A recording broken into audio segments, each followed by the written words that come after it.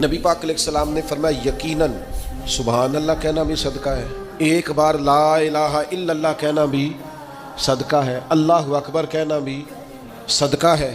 نبی کریم صلی اللہ تعالیٰ علیہ وسلم فرمانے لگے الحمدللہ کہنا بھی صدقہ ہے، نیکی کا حکم دینا بھی صدقہ ہے، برائی سے روکنا بھی، اور فرمایا اپنی بیوی سے مباشرت کرنا بھی صدقہ ہے۔ آپ دیکھیے کس طرح صدقات میں لپیٹ کے محبوب نے کیا بات ارشاد فرما دی، صحیح مسلم میں موجود۔